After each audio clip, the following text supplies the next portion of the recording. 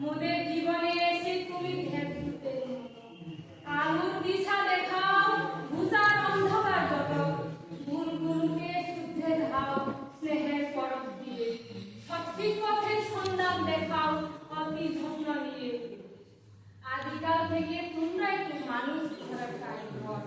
অক্লান্ত পরিশ্রম করছো তাই তো জগতের সমস্ত ছাত্র ছাত্রী